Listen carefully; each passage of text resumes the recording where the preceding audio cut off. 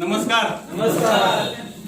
या महाराष्ट्राचे आराध्य दैवत छत्रपती शिवाजी महाराज त्याचबरोबर शाहू फुले आंबेडकर यांना वंदन करून आज आपण स्वयंरोजगार सोसायटी संकल्प प्रकल्प अभियान अंतर्गत जी एक दिवसाची कार्यशाळा आणि त्याचसोबत साहित्य वाटप हा कार्यक्रम आयोजित केलेला आहे. तर या आयोजित कार्यक्रमासाठी उपस्थित सर्वच स्वयंरोजगार सोसायटीच्या अध्यक्ष आणि सचिव त्याचबरोबर आलेले प्रतिनिधी यांचं महाराष्ट्र NGO समितीच्या माध्यमातून सहर्ष असं स्वागत आपल्या स्वतःच्या टाळ्यांच्या मध्ये करायचं आहे. त्याचबरोबर आजच्या कार्यशाळेसाठी जे उपस्थित आहेत असे मान्यवर आपल्याला लाभलेले आहेत. आज 1-2 तासामध्ये आपल्याला या माध्यमातून सर्व माहिती मिळेल.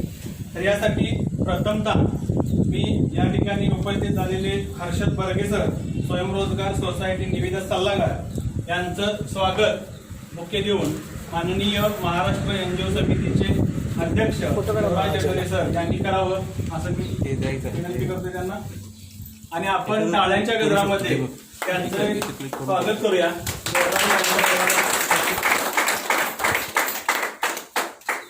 त्यानंतर त्यांच्यासोबतच स्वयंरोजगार सल्लागार चिन्मय देशपांडे सर यांचं या ठिकाणी स्वागत मी स्वतः महाराष्ट्र NGO समिती राज्य संपर्क प्रमुख संदीप बोटे करत आहे.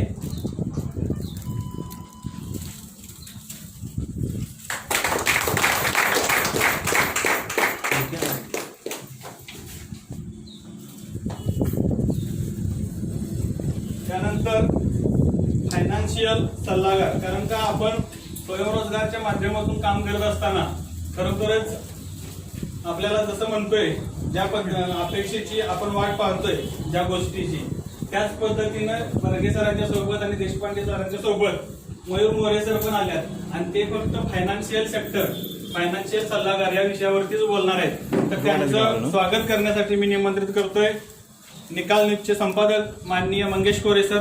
Please welcome. टाळ्या जराशा आपल्याजवळ वाजवा.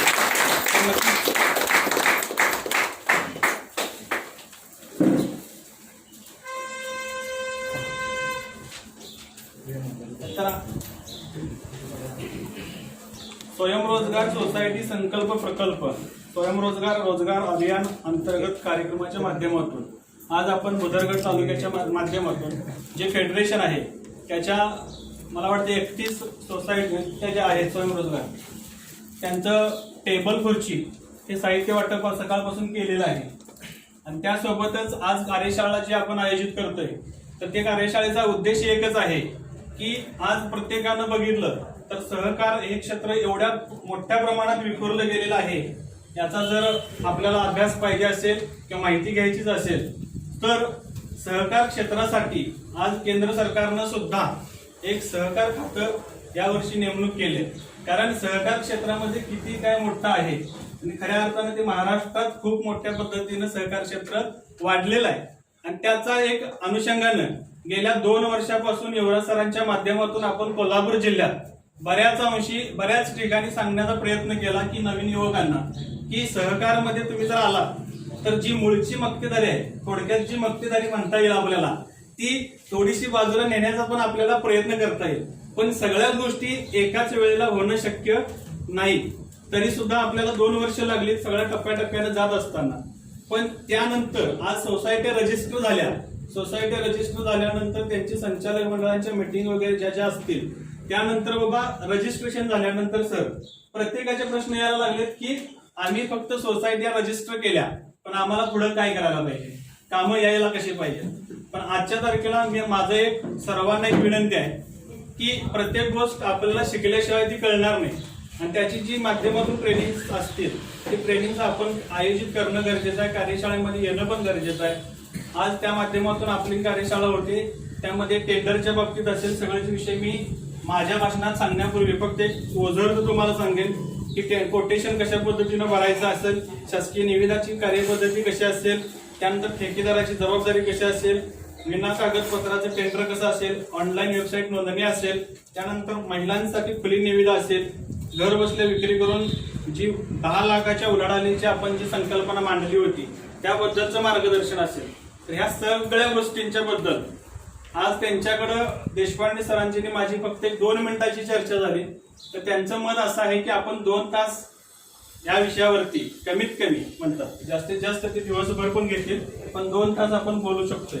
मग बर्गे सर त्या पद्धतीने बोलतील, पण आपण एक 2 तासामध्ये बेसिक सगळ्यांचंच मार्गदर्शन, कारण आपल्याला पण त्या पद्धतीनं बऱ्यापैकी माहिती मिळावी हा एक उद्देश आहे.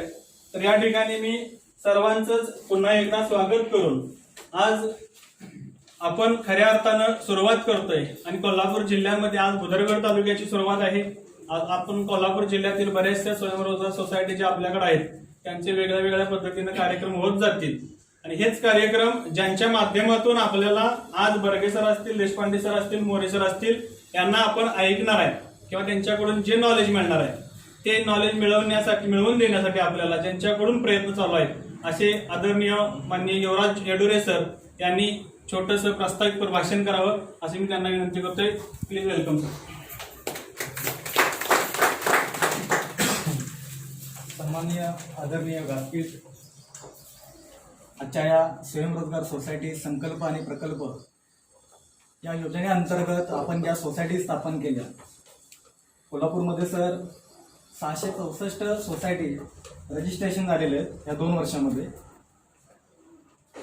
तर या कार्यक्रमासाठी आज प्रथम आपल्याकडे आलेले माननीय चिन्मय देशपांडे सर, माननीय अर्षद बर्गे सर आणि माननीय मयूर मोरे सर आणि महाराष्ट्र एनजीओ समितीचे संपर्क प्रमुख बोटे सर, निकालचे संपादक मंगेश कोरे सर.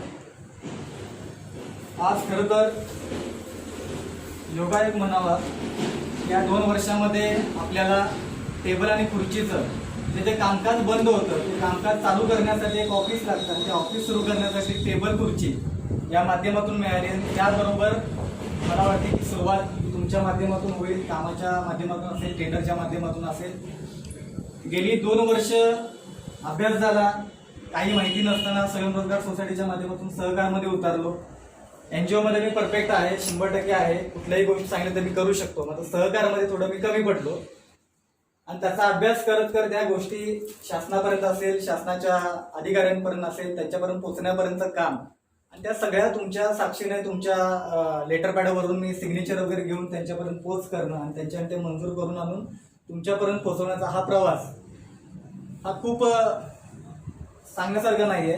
म्हणजे सगळ्यांना काय वाटतं की व्हॉट्सअपवरती आपण फक्त सांगायचं की सर काय झालं, खुर्च्या आणि टेबलचं काय झालं, अनुदानाचं काय झालं, कामाचं काय झालं. तर मला वाटतं की कुठंतरी फक्त युवराज येडोरे म्हणून एकटा माणूस करू शकणार नाही, कारण टाळी देताना तुम्हालाही टाळी द्यावी लागेल. आणि ही टाळी जर दिली तर मला वाटतं की नक्की आपण येणाऱ्या या 2 वर्षामध्ये डेव्हलप करू शकतो. कारण कुठल्याही माणसाला बदनामी नको असते, पण प्रत्येकाला वाटतं की आपल्या माध्यमातून चांगलं काम व्हायला पाहिजे. तुम्हालाही वाटतं की मी सोसायटी गावामध्ये स्थापन केले, काहीतरी वेगळं काहीतरी करायला पाहिजे. गावापेक्षा आता काही ढेरे आहेत आपल्याकडं, सोसायटी आहेत, त्याच्यापेक्षा सुद्धा वेगळं काहीतरी करता यायला पाहिजे. तर आज सगळ्यात मुद्दा महत्वाचा आहे तो आपल्याकडे बेरोजगार. तर गावात जर आपण रोजगार निर्मिती नाही करू शकलो तर येणाऱ्या भविष्यातल्या युवकांना आपण नोकरी देऊ शकणार नाही, त्यांना रोजगार देऊ शकणार नाही. आणि हा आपल्यासाठी सगळ्यात महत्वाचा एक संधी म्हणावी लागेल की येणाऱ्या काळामध्ये स्वयंरोजगारसाठी किंवा रोजगार करण्यासाठी गव्हर्नमेंटचं जास्तीत जास्त त्याच्याकडे लक्ष आहे. आणि ते लक्ष केंद्रित जर करायचं असेल तर आपल्यासारख्या स्वयंरोजगार सोसायट्यांना पुढाकार आता घ्यावा लागेल, तर जेणेकरून पुढील काळामध्ये आपल्याला त्याच्यामध्ये इन्व्हॉल्व होता येईल. GR बरेच आहेत, तर त्या GRची अंमलबजावणी करणं आपल्या हातामध्ये आहे. आपण काय करतो की ज्या माणसाला माहिती नाही, आपण कुणाबरोबर चर्चा करतोय, आपल्या शेजारी किंवा आपल्या कट्ट्यावरती बसणाऱ्या किंवा पारावरती बसणाऱ्या लोकांशी चर्चा करतोय, त्यांना काहीच माहिती नाही या क्षेत्रातलं. त्यांना GR वाचून पण माहिती नाही, GR कधी लागू झालाय, कधी संपलाय, त्याचं रिनोव्हेशन काय झालंय, काहीच गोष्टी माहिती नाही. तर या माहिती घ्यायची असतील तर आपल्याला तज्ज्ञ आणि त्याच्या माहितीगार असणाऱ्या सल्लागारांचीच आपल्याला चर्चा करावी लागेल, त्यांचं मार्गदर्शन घ्यावं लागेल, तर ते शक्य आहे. येणाऱ्या काळामध्ये तुम्हाला जे काय मिळणारं अनुदान असेल, काम असेल, 24 तास मी तुमच्याशी काम करायला तयार आहे. मात्र माझ्याबरोबर तुम्हाला देखील तेवढं पळणं गरजेचं आहे. कारण आज जर बघायला गेलं तर तुम्हाला काही ते डॉक्युमेंट सांगितले तर त्यावेळेस ती डॉक्युमेंट येणं गरजेचं आहे ऑफिसमध्ये. ती जर नाही आली तर आपण पुढं काहीच करू शकत नाही. त्याच्यामुळे याच्या पुढची पण वेळ तुम्ही सगळ्यांनी पाळा, सगळ्यांनी सहकार्य करा. तुम्ही सहकार्य केला तर आम्ही 100% तुमच्या पाठीशी आहोत. तुम्हाला जे सांगितलं त्या गोष्टी आम्ही मिळवून देण्यासाठी तुम्हाला आम्ही प्रयत्नशील आहोत. की आजही सांगतोय, याच्या आधी पण मला सांगितलेलं आहे. आज आपल्याकडे सर आलेले आहेत मार्गदर्शन करण्यासाठी. त्यांचं आपण मार्गदर्शनही करू आणि लास्टच्या टप्प्यामध्ये आपण त्यांचे असणारे प्रश्न, ज्या काही गोष्टी तुम्हाला अवघड वाटतात किंवा फायनान्शियल असेल किंवा काही खर्चासंदर्भात असतील, अनुदानासंदर्भात असतील, टेंडर संदर्भात असतील, जे काही कळत नसेल तर आपण लास्टला सेक्शनमध्ये आपण घेऊ. जेवढं तुम्ही बसाल हे द्यायला तयारच आहेत. 2 तास काही 4 तास पण बसायला तयार आहेत, 5 तास पण, बरोबर आहे ना सर? घ्यायला तयार आहे. फक्त आपल्याकडे तेवढी कॅपॅसिटी पाहिजे. मी नाश्त्याची सोय केलेली आहे, त्याच्यामुळे थोडंसं आपण आता नाश्ता पण करून घेऊ आणि सेक्शनला आपण सुरुवात करूया. जय धन्यवाद सर. खरोखरच सरांनी जे सांगितलं की आजच्या तारखेला स्वयंरोजगार सोसायटीच्या माध्यमातून आपण काम करत असताना काही लोकांनी कुणाला दुसऱ्याला प्रश्न विचारले असतील, काही असतील, ज्या माध्यमातून जेवढी लोक आपल्यासोबत येतात स्वयंरोजगाराच्या माध्यमातून आपण त्याला पुढेपर्यंत घेऊन जाणार आहे. तर खरंच आज ज्या पद्धतीने आपण काम करणार आहे, तर ज्या पद्धतीचं काम करणार आहे, थोडक्यात जर बघितलं तर आपण आजारी पडलो तर डॉक्टरकडे जायला लागणार 100%. आपण जर वकिलाकडे गेलो तर वकील सल्ला देणार नाही. पण जर खून एखादा केलेला असेल आपण, तर डॉक्टरकडे जाऊन काही उपयोग नाही. त्या पद्धतीनं जरी कुणाला अडचण असली, दुसऱ्यानं जरी काही सांगितलं असेल, तरी ते तुम्ही प्रत्यक्षात ऑफिसवरती या, चर्चा करा. त्यातून तुम्हाला नक्कीच मार्गदर्शन मिळेल आणि त्या पद्धतीनं आपण पुढची वाटचाल करता येईल. त्यानंतर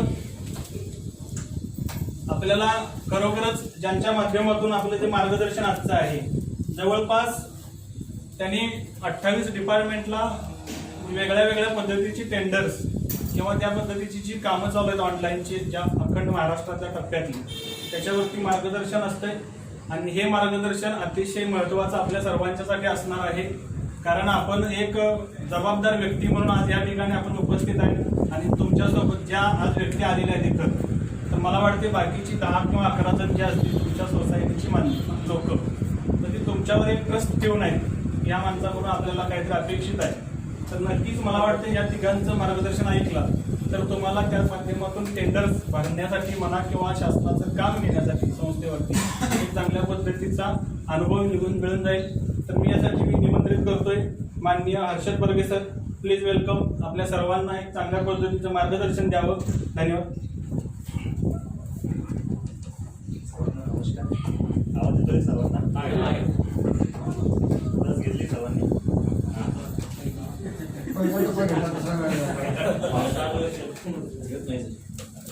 माझी तुम्हाला थोडक्यात माहिती देतो अगोदर.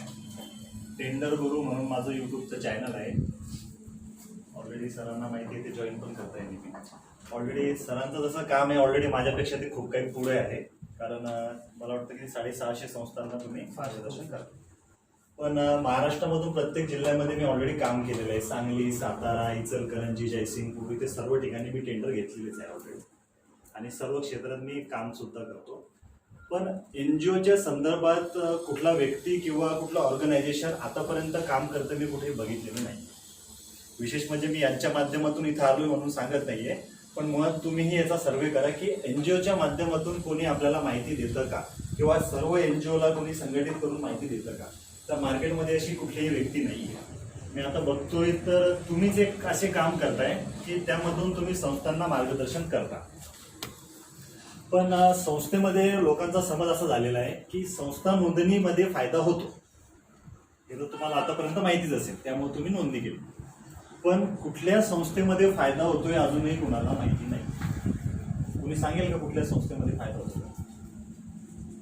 कुणाला माहिती का? आपल्यापैकी माहिती नाही. ते कुठली संस्था नोंदणी केल्यामुळे फायदा होतो. संस्था आपल्याकडे 2 प्रकारच्या असतात. एक असते बेरोजगारांची आणि एक असते आपली धर्मदाय आयुक्तकडे आपण जी रजिस्ट्रेशन करतो, तिला म्हणतो आपण सेवाभावी. सेवाभावी आणि सेवा सहकारी या दोन्ही गोष्टी ठरवल्या. तुम्ही सर्वजण काम करताय सेवा सहकारी. आपल्याला आज माहिती घ्यायची आहे टेंडरबद्दल की शासकीय कामं जर आपल्याला घ्यायची असेल तुम्ही ऑलरेडी बेसिक लेवल कंप्लीट केलेली आहे. सर्वांनी बेसिक तुमची स्टेज कंप्लीट झालेली आहे. जी नोंदणीची अति महत्त्वाची स्टेप असते ती सर्वांची आता कंप्लीट झालेली आहे. आता तुम्हाला गरजेची आहे की कुठेतरी तुम्हाला बूस्ट होणं गरजेचं आहे. म्हणजे तुम्हाला आता काम गरजेचं आहे की आता यापुढं आपल्याला सुद्धा शासकीय कामे कशी घेता येतील आणि त्याच्या माध्यमातून आपल्याला काय काय गोष्टी कराव्या लागतील ह्या गोष्टी आपल्याला याच्यातून शिकायच्या. सर्वप्रथम सर्वांच्या डोक्यामध्ये एक विषय असेल की मला अनुदानबद्दल मला माहिती मिळेल का. किंवा मला अनुदानच पाहिजे, तर ह्या गोष्टी सर्वांनी डोक्यातून काढून टाका. तुम्ही सरांकडे त्या अपेक्षा ठेवसाल की सर मला अनुदानच द्या किंवा मला अनुदानाच्याच गोष्टी मला सजेस्ट करा, तर ते कोणीही त्यांना आजपासून म्हणणार नाही. कारण अनुदान घेणं हे काही काळापुरतं मर्यादित असतं. आणि अनुदान म्हणजे काय की जे मोफत मिळालेलं असतं आणि ते फ्रीमध्ये मिळालेलं असतं, त्यालाच अनुदान म्हणतो ना आपण. त्यासाठी काही कष्ट करायची गरज पडत नाही. तुम्ही एखाद्या व्यक्तीला फोन करू शकता, यांना 10 वेळेस फोन करणार, कुठेतरी ऑफिसला मेल करणार आणि नंतर तुम्हाला अनुदान मिळणार. आज मी तुम्हाला अशी एक गोष्ट शिकवतो की जिथं तुम्हाला हक्कानं काम पण करायचंय आणि प्लस तुम्हाला हक्कानं पैसे मिळवायचे, त्याला म्हणतो आपण टेंडर. टेंडरिंगमध्ये ऑलरेडी मी नाही म्हटलं तरी 7-8 वर्षापासून काम करतो. माझं टेंडरिंगमध्ये 15 कोटी रुपयाचा टर्नओव्हर आहे, ज्यामध्ये औरंगाबादमधले 45 डिपार्टमेंटमध्ये सध्या मी वेंडर आहे आणि तिथं काम पण करतो. त्याच्यामध्ये कपडे असो, केटरिंग असो, मंडप असो, मनुष्यबळ सप्लाय असो, एखाद्या ऑफिसेसला हाऊसकीपिंगचं काम असेल, मॅनपॉवरचं काम असेल, एखाद्या डिपार्टमेंटला गवत पुरवण्याचं सुद्धा मी काम केलेलं आहे, मटण पुरवण्याचं काम केलेलं आहे, अंडी पुरवठा केलेला आहे. त्यानंतर जे शेण असतं तर शेणाच्या गवऱ्या थापून ते पुरवण्याचं सुद्धा काम केलेलं आहे. त्याची कॉस्टिंग पण लाखो रुपयांमध्ये.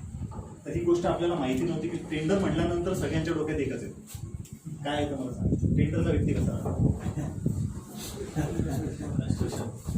टेंडर म्हटलं तर लोकांना कन्स्ट्रक्शन दिसतो, त्याच्या हातात सोन्याचं कडं बिडं दिसतं, थोडंसं तो असा व्हाईट शर्ट वरती दिसतो आणि आपण म्हणतो तो कॉन्ट्रॅक्टर आहे. टेंडर म्हणजे कॉन्ट्रॅक्टरच म्हणतो, बरोबर आहे. आणि आता समजा आपल्या बाजूला तुमच्या गावामध्ये, हे गावच आहे ना की तालुका आहे? नाही, गाव हे गाव आहे, बरोबर आहे. त्या गावामध्ये जर एखादी किराणा दुकानदार असेल तर तुम्ही किराणा दुकानदारवाल्याला कॉन्ट्रॅक्टर का म्हणत नाही? नाही, टेंडर भरत नाही विषय नाही, टेंडर खूप जण भरतात. त्याला तुम्ही दुकानदार का म्हणतात? तुमच्या गाव आहे म्हणून तुम्हाला सांगतो. तुमच्या गावातल्या लोकांना तुम्ही शक्यतो दुकानदार किंवा एखादं विशिष्ट काम करणार आहे त्याच कामाने त्याला तुम्ही संबोधणार. त्याचं कारण काय होतं की त्यांनी त्याची विशिष्ट जागा ठरवलेली आहे. आज तुमचं जे गाव आहे तर तुम्हाला कुठलीही मर्यादा नाही आहे की तुम्ही याच गावात काम करायला पाहिजे की तुम्ही कोल्हापूर जिल्ह्यातच काम करायला पाहिजे. तुमच्यापैकी प्रत्येक व्यक्ती जो आहे तो महाराष्ट्रात कुठेही काम करू शकतो. माझ्यासारखा जर व्यक्ती सातारा, सांगली, हालाकी ती आमची हद्द नाही आहे, ती पश्चिम महाराष्ट्रामधला तो टाईप्स आहे. पण ऑलरेडी आम्ही तिथून 10 कोटी रुपयाचे टेंडर्स घेऊन गेले. ते तुम्हाला वर्क ऑर्डर पण शो करणार आहे. आमचे प्रत्येक कार्यक्रमाचे फोटोज वगैरे आहेत, मी तुम्हाला दाखवेल की कुठल्याही व्यक्तीला कुठली लिमिटेशन नाही. जर तुम्ही तुमच्या गावापुरतं मर्यादित किंवा तुमच्या तालुक्यापुरतं मर्यादितच तुमच्या कामाला जर बघत असाल तर ते तुम्हाला कधीच मिळणार नाही. तुम्हाला कुठेतरी बाहेर पडावं लागेल. तुमचं आता डेझिग्नेशन म्हणून तुम्ही सर्वजण आलेली आहे, बरोबर आहे. तुम्ही अध्यक्ष असाल, कुणी काही सचिव वगैरे असेल, बरोबर आहे. तुमची काय काय जबाबदारी असेल मी तुम्हाला टेंडरिंगच्या माध्यमातून तर समजावून सांगेन. पण डायरेक्टली टेंडर पार्ट घेतल्यानंतर डोक्याच्या बाहेर जायला नको. पूर्वतयारी काय असते टेंडरची ते समजणं गरजेचं आहे. टेंडर ही अशी गोष्ट आहे की आजूबाजूच्या लोकांना विचारली तर कोणी सांगणार नाही. पहिली गोष्ट, एखादा बाजूचा तुमचा ठेकेदार असेल तर तो तुम्हाला कधीच सांगणार नाही की टेंडर काय असतं किंवा काय असतं. ते तुम्हाला माहिती आहे, सांगणार, तुम्ही बघितलं असेल. एखादा व्यक्ती एखाद्या डिपार्टमेंटमध्ये काम करत असेल, तुम्ही त्याला विचारलं बाबा तू कसं काम घेतलं किंवा तू कसं काम घेतलं तर तुम्हाला त्याचं मार्गदर्शन सांगा. त्यामुळे टेंडर हा विषय खूप महत्त्वाचा आहे. तुमची संस्था एका बाजूला आणि टेंडर एका बाजूला, जोपर्यंत या दोघांची सांगड होत नाही तोपर्यंत तुमच्या संस्थेला कामच मिळणार. तुम्ही अजूनही प्रयत्न केला असेल तर तुम्हाला ते कळालं असेल की काय विषय आहे टेंडरचा. तुमच्यापैकी एका जणांनी मला उत्तर द्यायचं, कारण मी सर्वांना प्रश्न विचारत असतो माझ्या सेशनमध्ये. ऑलरेडी माझ्याकडे MCD गव्हर्नमेंटचं प्रत्येक महाराष्ट्राचं काम माझ्याकडे आहे आणि महाराष्ट्रातले हजारो लोकांना मी प्रशिक्षण देत असतो. त्यामुळे प्रत्येकांना प्रश्न विचारत असतो. आता मी तुमच्यापैकी एका जणांना प्रश्न विचारतो, त्यांनी उभं राहून त्याचं उत्तर द्यायचं. टेंडर म्हणजे काय, तुम्हाला जी माहिती अवगत आहे त्यापैकी तुम्ही एक जणांनी सांगायचं टेंडर म्हणजे काय. म्हणजे तुम्हाला ॲक्च्युअल माहिती कितीपर्यंत आहे मला ती माहिती घ्यायची आहे. त्यानंतर तुम्हाला क्लिअरिफिकेशन कोणी सांगा, ज्यांना जे सुचत असेल ते त्यांना ते वाटतं त्यांनी ते सांगायचं की टेंडर म्हणजे मला हे वाटतं, टेंडर म्हणजे मी ही गोष्ट समजतो. असं काय आहे टेंडर म्हणजे? ज्या आपल्याला जे काम करायचं कामाची निविदा भरायची, भरायची त्या कामासाठी. अजून कोणी सांगेल? कुठलं तरी अडचण नाही. शासकीय विभागाला कोणत्या गोष्टींची आवश्यकता आहे त्याची ती निविदा मागवतात, ते म्हणजे टेंडर. आणि निविदा म्हणजे काय? Sorry, tender. तर काय होतं, थोडं कन्फ्युजन होतं आपलं की टेंडर म्हणजे ऍक्च्युअल टेंडर म्हणजे तुम्ही सांगताय ती प्रक्रिया आहे. टेंडरच्या नंतरचा पार्ट तुम्ही सांगितलं की त्यांना मागवणार मग टेंडर मागवणार. पण टेंडर तसं नाही. त्यासाठी थोडं फ्लॅशबॅकमध्ये तुम्हाला एक सोपी गोष्ट सांगतो. आता आपण सगळे मराठी, बरोबर आहे. आपल्याला गावाकडच्या आसपासच्या ज्या गोष्टी घडतात त्याच्याबद्दल समजावून डायरेक्टली सांगितलं ते लगेच लक्षात राहील. बरोबर आहे. डायरेक्टली तुम्हाला डिजिटाईजचे वर्ड सांगितले तर ते बऱ्यापैकी काही जणांना लक्षात राहणार नाही. सरळ सरळ सांगतो, आपण गावात अगोदर आपण धान्य पिकवायचं. बरोबर. धान्य पिकवल्यानंतर जर मला किराणा दुकानावरून काही आणायचं असेल तर अगोदर पैसे नव्हते. तर मी काय करायचो, माझी ज्वारी घ्यायचो, ज्वारी दिल्यानंतर तुम्ही मला साखर द्यायची. ही पद्धत होती देवाणदेवांची अगोदर. आता असेल तुमच्याकडे माहित नाही, पण आता शक्यतो नसते. आता ती बंद झाली. तर धान्य दिल्यानंतर काय मिळायचं, आपल्याला जी गोष्ट पाहिजे ती मिळायची. ती का मिळायची की ती ट्रस्ट म्हणून ती व्यक्ती तुमच्याकडे आलेली असते, त्याच्याकडे भरोसा होता की धान्य दिल्यानंतर तो मला तेच द्यायचे की मला पाहिजे. बरोबर आहे. मग अशी गोष्ट चेंज होत आता ती कुठपर्यंत आली, आता ती पैशावर आली. की आता कागद दिल्यानंतर आपल्याला वस्तू मिळते, म्हणजे पैसे दिल्यानंतर आपल्याला ती वस्तू मिळते. ती वस्तूचा अजून थोडी डिजिटाईज झाला. तुम्ही सर्वजण कुठं गुंतले आतापर्यंत, फक्त त्या कागदावर. की कागद दिल्यानंतरच काम करायचं, म्हणजे प्रायव्हेट सेक्टर मधला विषय तुम्हाला मी सांगतो. कारण टेंडर प्रक्रिया हा विषय कुठला, हा डिजिटाईज आहे. प्रायव्हेट सेक्टरमध्ये आपण काय करतोय सध्या आता, की एखादं जर काम घ्यायचं असेल आपल्याला, तर आपण प्रायव्हेट ठिकाणी काम करतो की हे पैसे द्या मला काम द्या, किंवा जे काही काम आपण प्रायव्हेट करतो. शासनाकडे अशा पद्धतीची कुठलीही खरेदी होत नाही. इंग्रजाच्या काळात चालायचं की डायरेक्ट त्यांच्याकडे त्यांची कशी आपण म्हणतो काय, त्यांचे सर्व अधिकार असायचे, ते डायरेक्टली मार्केटमध्ये जायचे, ज्या गोष्टी लागल्या त्या खरेदी करायचे आणि डायरेक्टली त्यांचं जे काही ऍडमिनिस्ट्रेशन होतं ते चालवायचे. पण हळूहळू पद्धत आपली आतापर्यंत कशी आलेली, ही टेंडरवर आली. टेंडर म्हणजे ऍक्च्युअल म्हणजे काय, सोप्या शब्दात सांगायचं म्हटलं तर पारदर्शकता. याच्यामध्ये कुठल्याही प्रकारचा घोटाळा होत नाही. मराठी माणसाला घाबरून टाकलं मोठ्या लोकांनी की टेंडर म्हणजे फक्त मोठ्या लोकांचा विषय. पण आज तुम्हाला क्लिअर कट सांगतो, तुमचं शिक्षण किती झालेलं आहे मला माहिती नाही आणि ते मला विचारायचा अधिकार पण नाही, कारण ते परिस्थितीनुसार आलेली वेळ असते. बरोबर आहे. तर अशिक्षित असो, 7वी नापास असो, 8वी नापास असो, किंवा तो शिकलेला जरी नसला तरी सुद्धा टेंडरमध्ये तो 5 ते 10 कोटी रुपयाची कामं इझिली करतो. ही गोष्ट सर्वांनी अगोदर समजून. टेंडर म्हणजे तुमच्या सर्वांचाच विषय आहे, हा मोठ्या लोकांचाच विषय आहे असं काही नाही आहे. टेंडर हा सगळ्यांचाच विषय आहे, सर्व पद्धतीचा. टेंडर म्हणजे निविदा, एखादी गोष्ट मागवण्यासाठी केलेली ऑनलाईन प्रक्रिया, त्याला म्हणतात टेंडर. सर्वांना समजतंय व्यवस्थित. आता एक डाऊट तुमचा महत्वाचा क्लिअर केला की शिक्षणामुळे माणूस काय करतो की त्या क्षेत्रापर्यंत पोहोचण्याचं काय करतो, तो कदाचित जात नाही. टेंडर म्हणलं, EMD, SB, बँक गॅरंटी असं म्हटल्यानंतर त्याची तिथं हातपे दिली होतं. अरे हे काय एवढं अवघड, कुठून डॉक्युमेंट गोळा करायचे. पण तसं काहीही नाही आहे. मिनिमम 4 ते 5, 6 कागदपत्रामध्ये तुम्ही कुठलंही टेंडर इझिली घेऊ शकता. कारण स्वतः ती मी सुरुवात केली. मी आधार कार्ड, पॅन कार्ड आणि त्यावेळेस होतं शॉपॅक लायसन्स, जुनं शॉपॅक लायसन्स, त्यावर मी शिर्डी संस्थांचं पहिल्यांदा 75 लाख रुपयाचं टेंडर घेतलं होतं. साईबाबांच्या जी काही समाधी होती त्या समाधीला अशा फुलांचं जे डेकोरेशन वगैरे व्हायचं का, माझ्याकडे कुठलाही अनुभव नव्हता, काही नव्हतं. त्यावेळेस कळालं की टेंडर जे आहे, लोकांनी बाहेर जो बोबाटा केलेला आहे तो खूप वेगळा आहे. आणि जर तुम्ही तो बघायला जर गेले तर मग तुम्ही चुकीच्या मार्गाने जा. तुम्हाला जर सरळ मार्गाने जायचे असेल तर टेंडर काय आहे हे व्यवस्थित समजावून घ्यायचं की टेंडर काय विषय असतो, टेंडरिंगमध्ये आपण काय यायला पाहिजे. आणि आपण संस्था जी ओपन केलेली आहे तर तुमच्या माहिती करता सोन्या आपण म्हणतो ना, कोंबडी असते, सोनं देणारी, अंडी देते कोंबडी, आपण ती ऐकली असेल गोष्ट, तर ती संस्था आहे. पण त्या संस्थेमध्ये जोपर्यंत तुम्ही त्या पद्धतीचे त्या लेवलचे कामं घेणार नाहीये तोपर्यंत त्या संस्थेला जी काही कामाची जबाबदारी ती संस्था झेपू शकते ते कामं त्याला मिळणार नाही.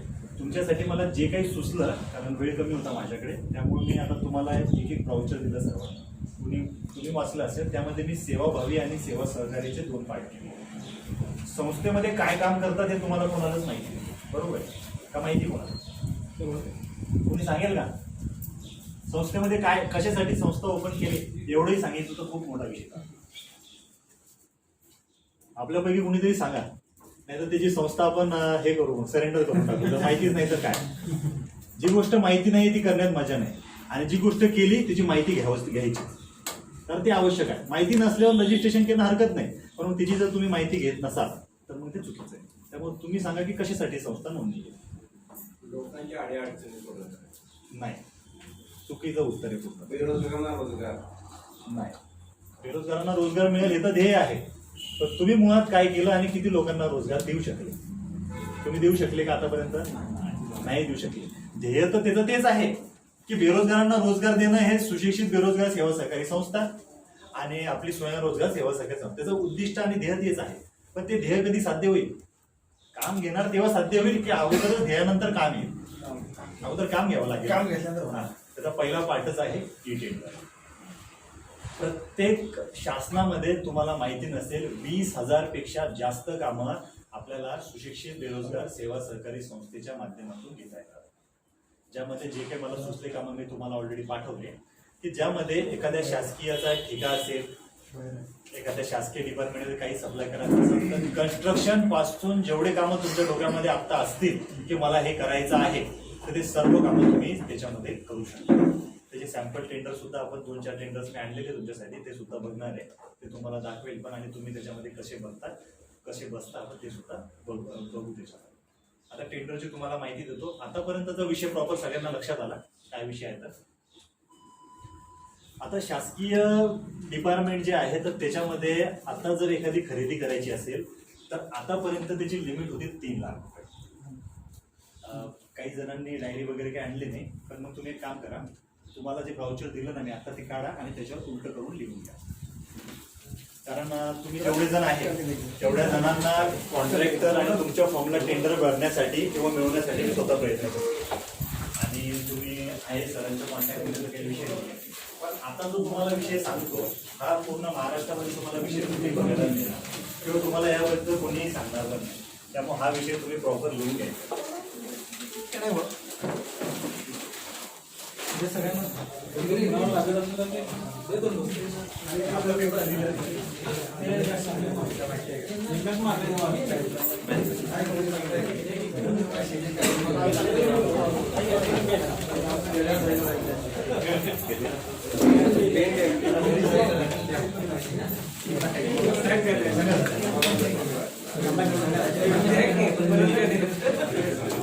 तुमचं नाव नाही सांगा मला. दिलं ना तुम्हाला जर ह्याच्यावर ह्याच्यावर नाव असं आहे हर्षद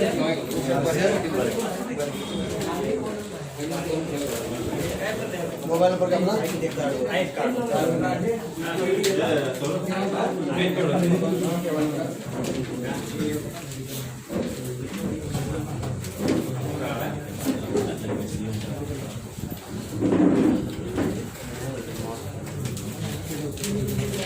सर्वांना कागद पोहोचले पेन आहे सगळ्यांकडे. आपल्या मराठी माणसाकडे तो खूप प्रॉब्लेम असतो, बँकेत गेल्यानंतर याचा नाही आहे ना पेन. त्याच्या पुढे तुम्हाला सांगतो, तुम्ही सर्वजण एका संस्थेचे अध्यक्ष आहात बरोबर आहे. साधं कुठं पाहुण्याकडे गेले, कार्यक्रमात गेले, कुठेही गेले, एक डायरी आणि पेन पाहिजे आवश्यक आहे. कारण त्याच्याशिवाय कुठे काय माहिती मिळेल माहिती नाही. प्रत्येक माहिती लिहूनच घ्यायची. सर्वांकडे घेतलं तर शासनाकडे अगोदर जी खरेदी होते, शासनाकडे काहीही गोष्ट मागवायची आता आपल्याला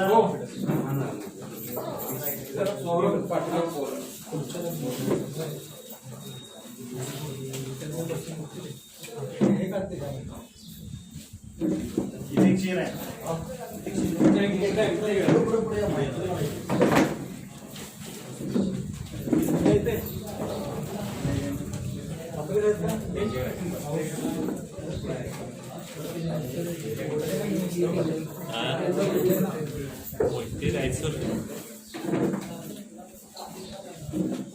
सर्वांनी घेतला, नोट्स घेतल्या. आजचा अभ्यासक्रम, आजचा आपला क्लासच तो आहे की ते तुम्हाला त्यातून काहीतरी बनवण्याचं उद्दिष्ट आहे. पण आता अजून एखादा सर्वांना एक प्रश्न विचारतो, शासकीय ठेकेदार कोणाला बनायचे सध्याच्या स्टेजपासून? ते जण हातवर त्यांना शासकीय ठेकेदार बनायचे ते. शासकीय कॉन्ट्रॅक्टर कोणाला बनायचे? कोणाला बनायचंय तुम्ही सांगणार नाही का? सगळे हातवर करा ना. एवढेच आहे का? बाकी कोणी इंटरेस्टेड नाही आहे शासकीय कॉन्ट्रॅक्टर? जेवढे ते हातवर गेले का त्यांनी माझ्याशी संपर्क साधायचा. तुम्हाला शासकीय कॉन्ट्रॅक्टर बनवण्याची बाकीच्यांची नाही. आपण काय करू, तुम्ही काम घेऊन मी येणार. तर आजचा जो पॉईंट ते सांगतो तर ते पॉईंट प्रत्येक शासकीय जे आस्थापना असतात, कार्यालय असतात तर तिथे ते यूज होतात. आणि काम मागताना, काम घेताना आपल्याला तेही माहिती पाहिजे की आपण काय घेतोय किंवा काय काम आपल्याला करायचं. बरोबर आहे. तर आत्ताचा नवीन आदेश आल्यामुळे थोडं चेंज करतो, पण जुनी गोष्टी समजावून सांगतो. अगोदर 1-2-4 महिन्या अगोदर जर आपल्याला शासकीय जर एखादं काम घ्यायचं होतं तर 3 लाख रुपयाच्या आतमध्ये शासनाकडे जे काही काम करायचं असेल त्यांना, जे काही असेल काम, तर ते काम फक्त दरपत्रकाच्या आधारे केल्या जातं. दरपत्रक याला काय म्हणतात इंग्लिशमध्ये?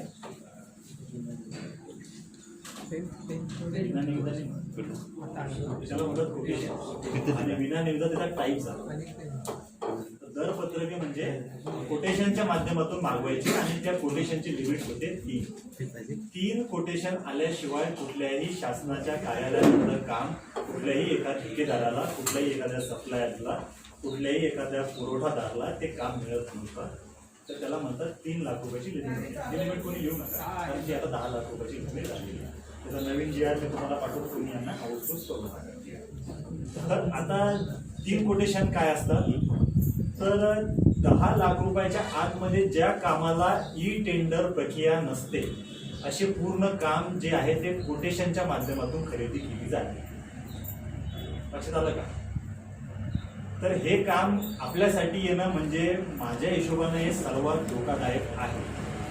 जे की अगोदरच्या सरकारने जे काम आणलं होतं 3 लाख रुपयापर्यंत, तर ते आपल्यासाठी खूप बेस्ट की इथे काय होतं होतं एनी पार्टिसिपेंट तिथं अप्लाय करू शकत होता टेंडरला. आता काय होतंय की एखादा जुना ठेकेदार तिथं असतोच ऑलरेडी माझ्यासारखाच, कारण आम्ही तेच करतो की तिथे ऑलरेडी काम येण्याची लिंक आम्हाला माहिती राहते, म्हणून आम्ही आमचे 3 कोटेशन टाकतो आणि लगेच ते काम घेतो. आता इथे काय होतंय की तुमच्यापैकी कित्येक जणांचा गव्हर्नमेंटच्या कुठल्याही डिपार्टमेंटशी आतापर्यंत संबंध आलेला नाही.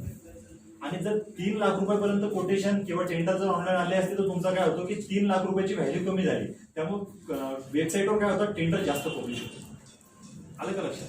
पण आता यांनी काय केलं, 10 लाख रुपयाची लिमिट केल्यामुळं विशिष्ट लोकच त्या ऑफिसपर्यंत जाऊ शकतात. तुम्ही रोज तर विचारू शकत नाही ना ऑफिसर लोकांना की आज काम आले का, आज कामे आले का. तो तुम्हाला कशाला सांगेल? तर त्याच्या फेवर मधल्या लोक जे असतील तो त्यांनाच ती गोष्ट सांगतो आणि त्यांच्याकडनं ते काम करून घेतो. त्यामुळं आज तुमचा अभ्यासक्रम असा आहे, जिल्हा परिषद, जिल्हाधिकारी कार्यालय, ग्रामपंचायत, त्यानंतर नगरपालिका, महानगरपालिका येथे येणारे 10 लाख रुपयाचे कामं काय काय निघतात याची पूर्णपणे माहिती तुम्ही आतापर्यंत घ्यायची आहे. दरपत्रक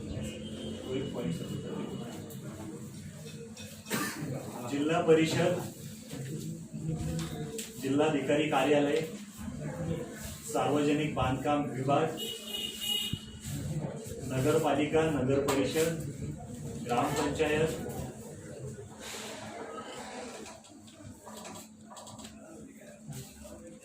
सार्वजनिक बांधकाम विभाग, त्यानंतर तुमच्याकडे देवीचं मंदिर आहे, तिथे सुद्धा 25 ते 30 कोटी रुपयाचं ऑलरेडी निविदा निघतात, तर तिथेही सप्लाय करण्याचा आपण प्रयत्न करू. त्याला म्हणतात आपण निम शासकीयमध्ये ज्या ज्या काही गोष्टी येतात त्या, निम शासकीयमध्ये जेवढे काही कार्यालय येतात सर्वांनी ते फॉलो करायचे असतात. आजचा कार्यक्रम ऑलरेडी आपल्याकडे वेळ खूप कमी आहे, त्यामुळे तुम्हाला शॉर्टकटमध्ये जेवढी माहिती देणं तेवढी माहिती देतोय मी. कारण ऑलरेडी या सेमिनारसाठी, या गोष्टीसाठी कमीत कमी आम्ही 7 दिवसाचं ट्रेनिंग घेतो. त्या 7 दिवसामध्ये पूर्ण गोष्टी आपल्याला इथे लक्षात येतात. पण आता आपल्याकडे वेळेमध्ये त्या गोष्टी सांगायच्या, त्यामुळे आपण ऑलरेडी त्या गोष्टी फॉलो करतो. तर ह्या गोष्टी आपल्याला फॉलो करायच्या. तुम्ही जी संस्था नोंदणी केली ऑलरेडी तिला 10 लाख रुपयाच्या आतमध्ये विनानिविदा काम देण्याचं सरकारनं सरळ सरळ त्याची अंमलबजावणी केली. पण गव्हर्नमेंटचे काही ऑफिसर लोक जे आहेत, मुळात गव्हर्नमेंट चुकीचं नाही आहे, जे ऑफिसर लोक आहेत ते प्रॉपर इम्प्लिमेंटेशन करत नाही. ही गोष्ट आहे. तुम्हाला वाटत असेल की सरांनी सांगितलं संस्था असं आहे, संस्थेमध्ये असे काम मिळतात, यांचं काही चुकलेलं नाहीये, गव्हर्नमेंटचं काही चुकलेलं नाही, त्यांनी GR काढला. शासकीय जे लोक असतात ही गोष्ट इम्प्लिमेंटेशन करतच नाही, त्यामुळे काम न मिळण्याचं कारण मुख्य ते असतं. अशा वेळेस काय करायचं, आपली जी संस्था आहे आपल्या संस्थेच्या नावे तिथले जे काही डिपार्टमेंट्स असतात त्या डेझिग्नेशनला आपल्या संस्थेचं पूर्णपणे मॅटर समजावून सांगून त्यांना तुम्ही ऍप्लिकेशन द्यायचं. त्यांना 3 ऍप्लिकेशन तुम्ही द्यायचे. यांना आपण सर EM3 आणि सूट्स दिला नाही दिलं, त्यांना तेवढं द्यायचं. तुम्हाला सर आता एक ऍप्लिकेशन देतील. सर्व संस्था चालकांनी आता तुम्हाला टेंडरच भरायची आहे. तर शासनाकडे EMD व टेंडर फी सूट मिळण्याचा जो काही फॉर्म असतो, म्हणजे एक ऍप्लिकेशन मिळतं जे की माझ्या टेलिग्राम चॅनलला अजून पण आहे, ते तसं बघून तुम्ही तुमच्या जिल्हा उपनिबंधक कार्यालयात जायचं. म्हणजे कुठलंही टेंडर भरताना तुम्हाला EMD लागणार नाही, टेंडर फी लागणार नाही. 2 कोटीचं टेंडर असो, 5 कोटीचं असो, 10 कोटीचं असो, त्याला 1 रुपया नाही लागता तुम्ही ते टेंडर फ्रीमध्ये फाईल करू शकता. तर तुम्हाला काय करायचंय, EMD व टेंडर फी सूट मिळण्याबाबत असलेलं जिल्हा उपनिबंधक यांचं पत्र सरांकडे फॉर्मॅट देतोय. EMD व टेंडर फी सूट असल्याबाबतचं प्रमाणपत्र सर्वांनी आवश्यक जमा करायचं.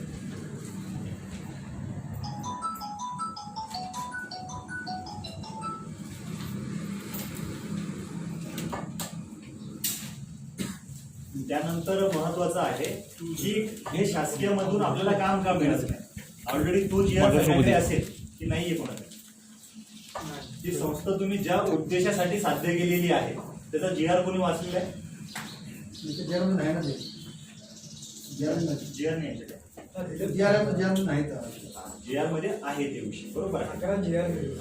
दिले ना. नाही त्या GR मध्ये त्याचा उपयोग कसा घ्यायचा असतो, त्या GR मध्ये तुमच्या संस्थेमध्ये जर एखादं टेंडर घ्यायचं असेल किंवा एखादं कोटेशन घ्यायचं असेल तर सर्वभर म्हणजे तुमची 90% जी पॉवर आहे, कारण तुम्ही स्टार्टअपमध्ये येता.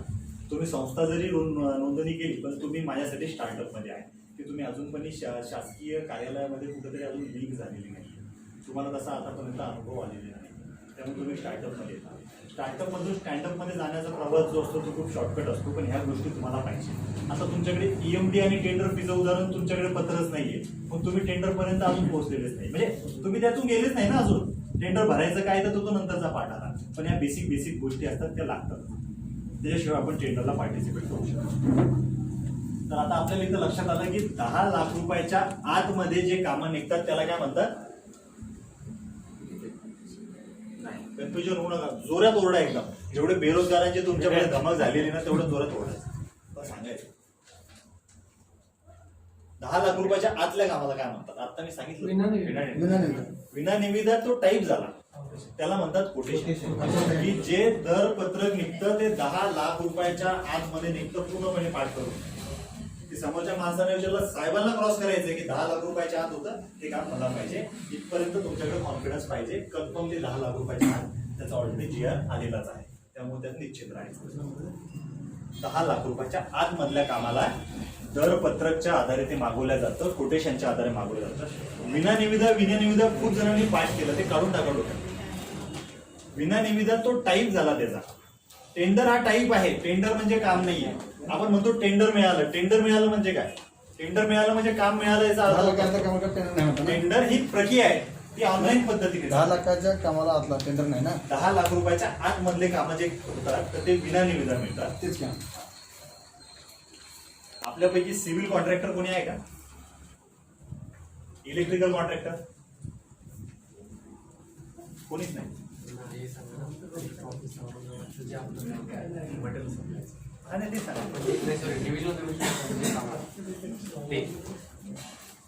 त्यांना त्यांच्या टाईपमध्ये सांगा. त्याच्यापैकी ऑलरेडी याच्यामध्ये टाईपमध्ये तुम्ही नाहीये, बरोबर आहे. नाही तसं होतं आता म्हणजे त्या बेस मधला कोण नाहीत म्हणून हा, तुम्ही नाही, सांगितलं तर गोष्ट काय होईल? आणि तुम्ही जर आता सांगितलं तर आता मी म्हणू शकतो, मी होऊ शकतो असं कुठं नाही तयार नाही, होईल. नाही, काय अडचण नाही, अडचण काही नाही. कारण तुम्ही माझ्यासाठी आपण आत्ता परिचय करतो, बरोबर आहे, बरोबर आहे. पण याच्यानंतर भविष्यातही तुम्हाला काय गोष्टी मिळू शकतात हे जर आता माहिती पडलं तुम्ही तयारी करता ना नाही, बरोबर त्याची. आहे. हा उद्देश संस्थेचा एवढाच आहे की बेरोजगार कामा घेऊन कामाला वाटतं. बरोबर आहे. तर 10 लाख रुपयापर्यंतचा आपल्याला टप्पा कळाला आणि 10 लाख रुपयाच्या वरची जी कामं निघतात ती ई टेंडरच्या मागे याने निघतात. ई टेंडरला म्हणतो आपण ई निविदा, की जी इलेक्ट्रॉनिक पद्धतीने जी काढल्या जाते तिला म्हणतो आपण ई निविदा. ई निविदेमध्ये सुद्धा 2 प्रकार असतात, तुम्हाला इथं दिसत असेल. एक असतं परचेस आणि एक असतं प्रोक्युरमेंट.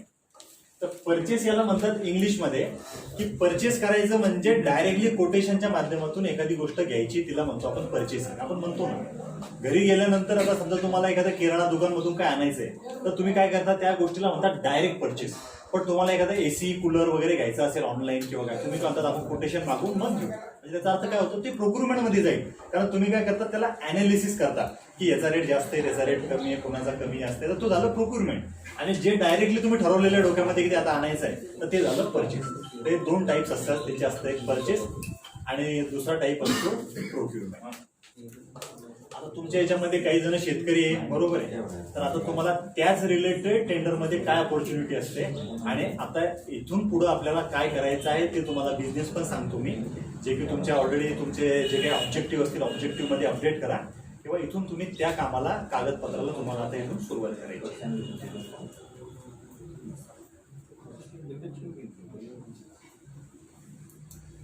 टेंडरिंग मध्ये आता तुम्ही जो व्यवसाय करताय, जसं की तुम्ही कॉमोडिटीज मध्ये काम करत असाल, तुम्ही शेतकरी फार्मर प्रोड्युसर कंपनीचं काही माहिती घेतली असेल. शेतकऱ्यांची कंपनी असते जेणेकरून बाकी शेतकऱ्यांचा माल आपण कलेक्ट करून स्वतःचं ब्रँडिंग लावून तो मोठ्या लेवलवर मोठ्या ऑर्गनायझेशनवर विकू शकतो. आता मध्यंतरी आमचे क्लायंट्स होते शगुन मसाले, त्यांना आपण मसाल्याचं टेंडर दिलं होतं आणि ते टेंडर होतं 1.5 कोटी रुपयाचं की फक्त मसाला बनवायचा आणि तो द्यायचा. पण हे टेंडर येतात का, गव्हाचे किंवा आपण जे कॉमोडिटीज वगैरे बघतो तर असे कामं मार्केटमध्ये असतात का, तर असे प्रत्येक गोष्टीचं काम जे आहे ते टेंडरिंगच्या माध्यमातून त्याचं परचेसिंग केलं जातं. खूप कामं आहे टेंडरिंगमध्ये. तर आपण कामामध्ये जास्त वेळ दिल्यापेक्षा, म्हणजे मी तुम्हाला आता कामामध्ये जास्त सांगणार नाही कारण ऑलरेडी कामं खूप आहे माझ्याकडे, त्यामुळे मी कामं सर्वांना यांच्याकडे एक PDF पाठवेल. त्या कामाची PDF तुम्ही प्रिंट मारायची आणि त्यानुसार काम करायचे. तुम्ही जे बनवलं का, ऑलरेडी तुम्ही जे संस्था बनवली तो खूप मोठा विषय, जेणेकरून आतापर्यंत काम नसेल मिळालं म्हणून तुम्ही काही जण निगेटिव्ह पण गेले असेल की काय केलंय नेमकं, काढलंय इतक्या दिवसापासून. पण उपनिबंधकाची चक्रा मारतो, सरांना फोन करतो, यांनी एवढं मोठं केलं पण यांनी काय केलं, पण मुळात तुम्हाला त्याचं महत्व माहिती नाहीये.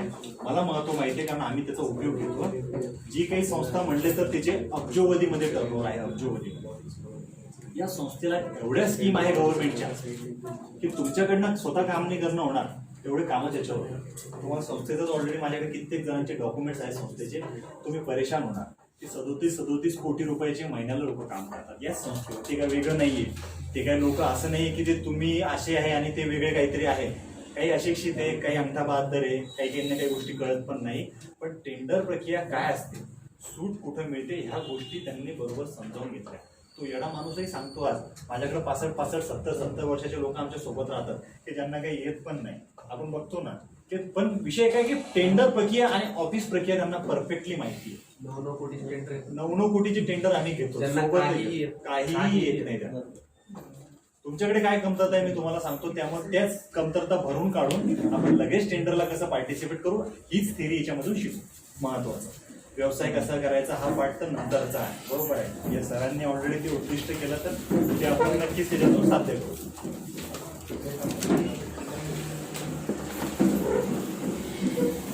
आता जी संस्था गेलेली आहे तर तुम्ही फक्त त्याला ऑडिट पर्यंत मर्यादित ठेवलं आहे, बरोबर आहे. हे ऑडिट करावं लागतं दरवर्षी, बरोबर आहे. आणि अजून एक महत्वाचा विषय की तो सर्वात जास्त त्याच्यामध्ये वादाचा विषय राहतो, तो असतो की नंतरचा विषय महत्वाचा राहतो ना, अजून निवडणूक. आता मला अध्यक्ष बनायचंय, मला टेबल खुर्ची मिळते का नाही. सरांना असं काहीतरी म्हणा की सर असं मोठं काहीतरी काम द्या की आम्ही सर्वजण करू. ती सोच ठेवा तेव्हा ती मिळेल. टेबल खुर्चीची सोच ठेवणार तर ती मिळेल, बरोबर आहे. असं काहीतरी मला सर मला असं काम द्या की अगोदर यांनी टेंडरची एवढी माहिती दिली की मला एखाद्या कंपनीचा मॅन पॉवरचा कॉन्ट्रॅक्ट घेऊन द्या. मी आपल्या गावातले मुलं मुली जे आहेत ते आपल्या एखाद्या चांगल्या पुण्यासारख्या MIDC मध्ये आपण आपल्या संस्थेवर कामाला लावू शकतो का, अशी सोच ठेवा. नाही पुण्याला लावणार तर साताऱ्याला तर लावू ना, सातारा नाही तर सांगलीला लावू तर कोल्हापूरला लावू, काहीतरी करू ना. तर तुम्हाला तुमच्या कामाचा जो दृष्टिकोन तो बदलावला आहे. यांनी मिशन केलं ठीक आहे कारण त्यांनी त्या स्टेबिलिटीनुसार ती रिक्वायरमेंट दिली, बरोबर आहे. पण मी ऑलरेडी यांची जबाबदारी वाढवतो तुमच्या माध्यमातून की तुम्ही त्यांना ते मागायचं आणि त्यांनी ते देण्यासाठी ते कटिबद्ध आहे. पण तुम्ही त्या गोष्टी त्यांना मागा ना. तुम्ही मागणार काहीतरी हे द्या, प्रिंटिंग द्या, झेरॉक्स द्या, फुलं द्या, हे द्या. टेबल द्या, तो त्यांचा खुर्ची धंदा द्या. नाही. 8,000-12,000 द्या. काय असतं, ही संस्था मुळात ती नाहीये. हा म्हणजे हा एक कॉमेडी विषय नाहीये. तुम्हाला ऍक्च्युअल सांगतो मी, संस्थेचं महत्व मला माहिती आहे. मी त्याचे डॉक्युमेंट तुम्हाला शो जर केले तर तुम्ही सर्वजण परेशान होणार की मुंबईचा व्यक्ती कोल्हापूरला काम करतो, कोल्हापूरची माणसं मुंबईच्या व्यक्तीखाली काम करतात. म्हणजे हे कुठलं नाही. वसई विरारचं टेंडर औरंगाबादचे आम्ही घेतो आणि वसई विरारच्या व्यक्तीला काम देतो. कसं काय, कसं शक्य होतंय? याचा अर्थ काय की आपल्यामध्येच अवेअरनेस नाहीये त्या गोष्टीला. वसई विरार कुठे, औरंगाबाद कुठे, औरंगाबाद कुठे, सातारा सांगली कुठे. तर तिथला व्यक्ती इथं काम करू शकतो, पण तुम्ही कोल्हापूरला पर्यंत का तुमची मदत जात नाही? कारण तुमचा दृष्टिकोन तुम्हाला चेंज करावा लागेल. सर्वात महत्वाचा विषय आहे टेंडरिंग बिंडरिंग, हे सर्व गोष्टी मी समजावून सांगेन. आज ऑलरेडी आपण त्या टाइप्स मध्ये जातोय, बरोबर आहे. आज सर्वात महत्वाचा विषय आहे की तुम्हाला तुमची सोच का बदलायची आहे. तुम्ही आतापर्यंत काय केलं मी ओळखतो. तुम्हीच नाहीये, ऑलरेडी माझ्या माध्यमातून 350 बेरोजगार संस्था नोंदणी झालेल्या आहे आणि त्यापैकी 55 जणांना मी टेंडर पण दिलेले आहे. त्याच्या वर्क ऑर्डर शो करेन मी तुम्हाला. 2 महिने रजिस्ट्रेशन झालेले फक्त. काही जणांनी 1च महिन्यात रजिस्ट्रेशन केलं. त्यांना तुळजापूर संस्थांचं काम केलं, साफसफाई करतात त्या बाहेर. ते म्हणजे आम्ही घरी साफसफाई केल्यापेक्षा हक्कानं जाऊन महिन्याला तिथं काम करू म्हणजे 200-200 रुपये घरात भांडी घासल्यापेक्षा देवीच्या मंदिराचे दगड पुसायला आम्हाला काही अवघड जात नाही. तिथं लोक काम करतात. तुम्ही पण देऊ शकता ना अशा लोकांना काम. तुमच्या गावातले लोक बाहेर पाठवा ना. कोणी सांगितलं तुम्हाला याच एरियामध्ये काम करायचं, याच एरियामध्ये तुमच्याकडे ठरवलं आहे? तुम्ही इथंच खंदत बसला, उदाहरण इथं पाणीच नाहीये तर दगडच सापडतील आणि तुम्हाला खडकच सापडतील ना. तिथं तुम्हाला बाहेर जावं लागेल ना. तर बाहेरचे कामं कुठे कुठे असतात त्याच्या लिंक पण तुम्हाला मी आज दाखवणार आहे. तर त्या गोष्टी समजून घ्यायच्या. महत्वाचा आहे दृष्टिकोन. टेंडर प्रक्रिया सगळी समजावून सांगेल.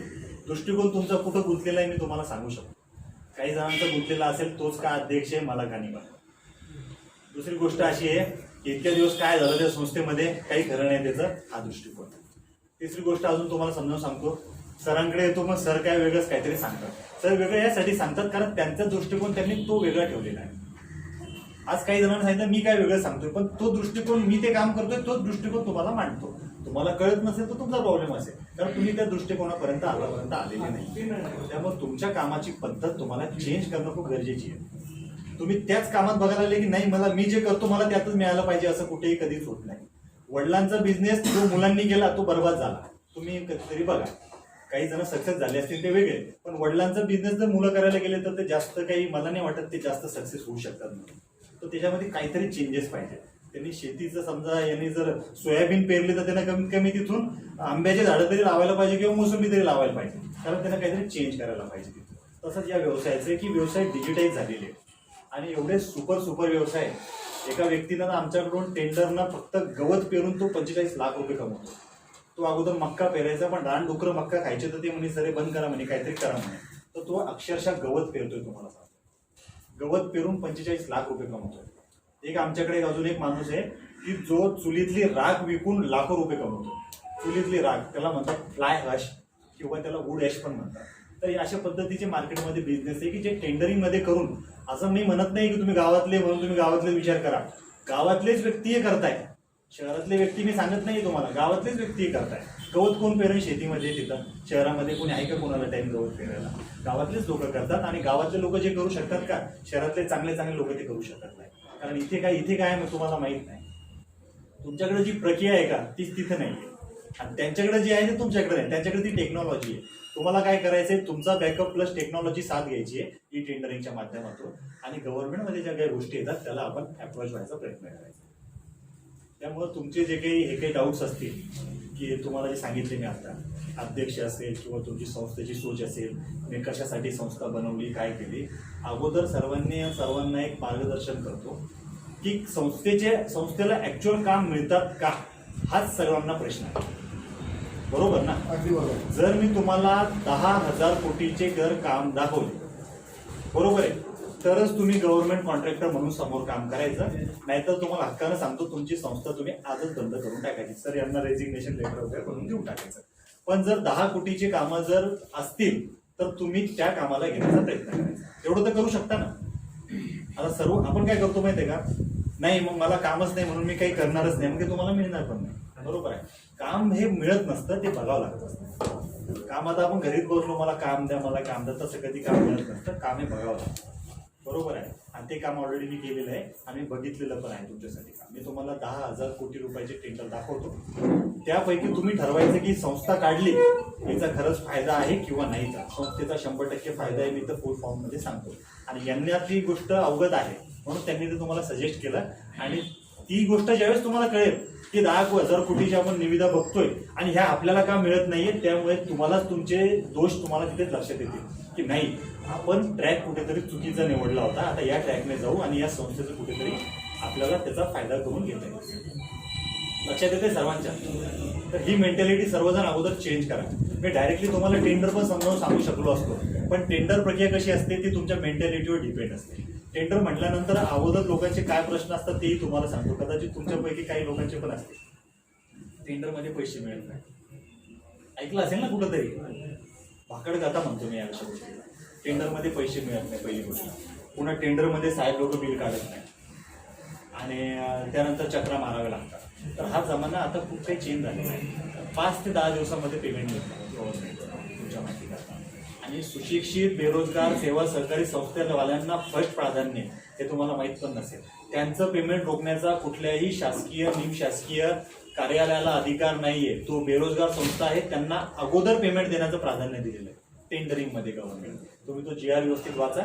मी तुम्हाला अजून काही गोष्टी शेअर करणार आहे की EMD मध्ये सूट देताना काय काय गोष्टी फायदेशीर असतात. तर त्या गोष्टी तुम्ही सर्वजणांनी तिथे लिहून घ्यायच्या आहे आणि त्या गोष्टी समजावून घ्यायच्या. तुम्ही आतापर्यंत ज्या क्षेत्रात काम करताय एका क्षेत्रामध्ये तुम्हाला कधीच टेंडरिंगमध्ये काम मिळणार नाही. त्यामुळे आजपर्यंत तुम्हाला सांगतो 22 प्रकारचे बिझनेस सर्वांनी चॉईस करायचे. तुमचा एक फॉर्म सर यांच्याकडनं एक फॉर्म भरून घ्या आणि कुठल्या संस्थेवाल्यांनी काय बिझनेस ठरवलेले ते सगळे बिझनेस यांच्याकडनं लिहून घ्या की यांना काय करायचे ते अगोदर आपण लिहून घेऊ आणि त्या पद्धतीने यांना ते बिझनेसला आपण टार्गेट करू. तुम्हाला त्या पद्धतीचे टेंडर सजेस्ट करू. तुम्हाला जोपर्यंत 2 टेंडर मिळत नाही, किती म्हणतोय मी 2, तोपर्यंत फ्रीमध्ये मी तुम्हाला मार्गदर्शन करेल टेंडर भरेल. त्या पद्धतीने निश्चित करा. असं काही नाही की आम्ही काही फीस घेतो किंवा सगळे फीस वगैरे घेणार आहे. फीस वगैरे आमच्याकडे काही धंदा चालत नाही. कारण माझ्या चॅनलच्या माध्यमातून ऑलरेडी बेरोजगारांना रोजगार देणं हेच आमचं ध्येय. तुम्ही चॅनलला जॉईन करून तुमच्या लक्षात येईल. तुमच्यापैकी प्रत्येक जणांना 2 टेंडर जोपर्यंत मिळत नाही तोपर्यंत तुम्ही कधीही कॉल करा, कधीही इथे बोलवा. आम्ही तुम्हाला मोफत मार्गदर्शन करू. त्याबद्दल अडचण बिलकुल नाही. बरोबर आहे. पण माझी जशी मागणी आहे तशी तुमच्याकडनं सुद्धा मला काही गोष्टी अपेक्षित आहेत. मला 3-4 गोष्टी तुमच्याकडनं नको आहे. पहिली गोष्ट ते निगेटिव्ह पॉईंट मला कधीच नको. पहिली गोष्ट बरोबर आहे. संस्थांमध्ये वादही नाही पाहिजे. वाद कधी होतो संस्थेमध्ये पैसे आल्यानंतर. बरोबर आहे. त्यापेक्षा पैसे न आलेले कधी पण चांगलं ना. बरोबर आहे. हे असं ठीक आहे ना. सर बोलवतात टेबल खुर्चे अजून काहीतरी वाटू पुन्हा तर ते नाही. संस्थेमध्ये वाद टेबल खुर्च्या नको जमल्या कामं पाहिजे म्हणून आम्ही आलो. नाही नाही कामही मिळेल. कामही काम मिळेल. काय हा आमचा उद्देश आहे. तुम्ही त्या उद्देशाने इथं आले ना. तेच उद्देश तुम्हाला साध्य करून द्यायचं काम आहे ना. टेबल खुर्च्यासाठी सर होते ना. बाकी आम्ही आहे ना. आम्ही आता तुम्ही येणार मात्र मी आलोय. तर ते कामही मिळेल. पण आता कसे आपली पहिली भेट आहे. बरोबर आहे. आणि टेंडर विषय हा खूप मोठा आहे.